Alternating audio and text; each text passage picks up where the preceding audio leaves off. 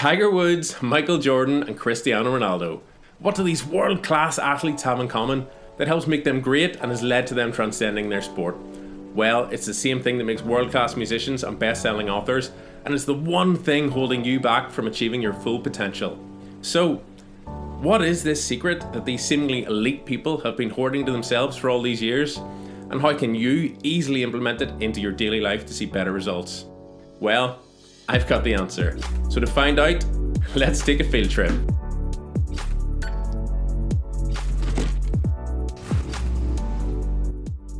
Let's start by talking about Tiger Woods. Almost everyone has heard some version of Tiger's story before. He was a childhood prodigy whose dad worked him every day from the age of 2 until he became the icon we know today. Woods became obsessed with the game of golf and knew the impact on making small positive changes would have. In a game of misses, any marginal gain across the field is a major advantage, and Woods knew this more than anyone.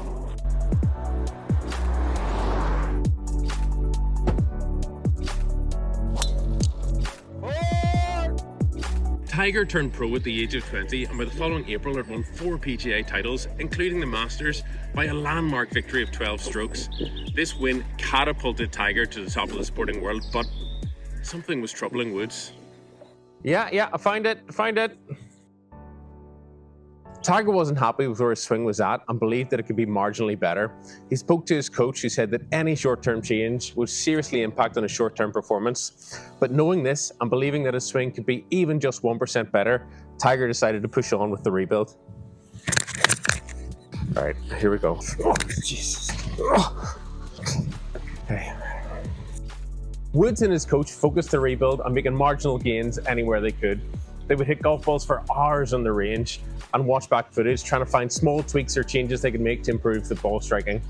They then started to look outside of the golf course at the gym, at his diet, at sleeping factors, anything they could make a small improvement on, knowing that a 1% increase across all of these areas would lead to a major change and major gains across the field. As Woods' coach had predicted, Tiger's swing rebuild took some time, and he didn't win anything for the next 18 months. During that time, Woods was heavily criticised by his peers, to which Tiger responded, "Winning is not always the barometer of getting better." Here we go. It's all in the hips. It's all in the hips. Woods knew that the small changes and improvements he was making would eventually lead to results, and boy did they. In 1999, he began his dominance with a run of 6 straight victories, and between 2000 to 2001, he became the only player in history to ever win all 4 of golf's majors at any one time. He went on to win 82 PGA titles across his career and became arguably the greatest player of all time. So, what have we learnt? Well, let's go back to the studio and discuss. Better than most. How about him? That is better than most. Better than most.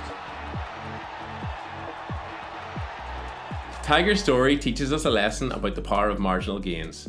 You will have likely seen some version of this graph before, as it was first made popular by James Clear in his best-selling book Atomic Habits.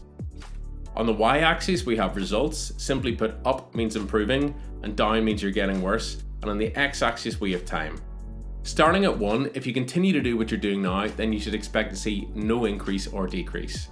Using the gym as an example, if I continue to do the same routines and lift the same weight, then I should stay around the same level of fitness. Now, if you start to decline by as little as 1% every day, say you start missing workouts, you start lifting less weight, maybe you stop going to the gym altogether, then any gains you have will very quickly disappear and you'll be back to zero in no time. But what if we go the other way? What happens if I make marginal gains and improve by just 1% every day? Well, if I improve by just 1%, I will grow exponentially, and within no time will become a master at whatever it is I'm doing. Small choices don't appear to make a big difference at the time, but they add up exponentially over time. Let's stick with the gym for a minute, as it's an easy example. If you bench 60 kilograms for 4 sets last week, try 62.5 kilograms this week. If you ran 5k in your run last week, well, maybe try 5.5k this week.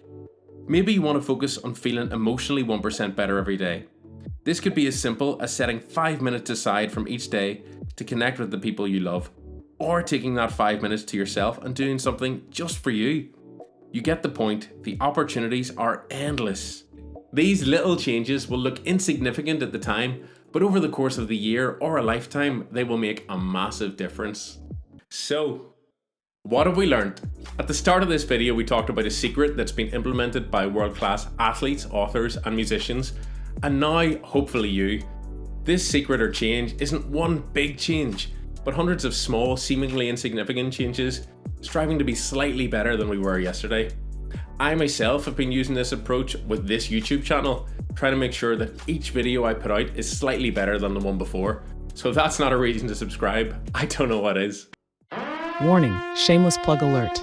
To summarize, look at what you're doing currently and identify an area for improvement.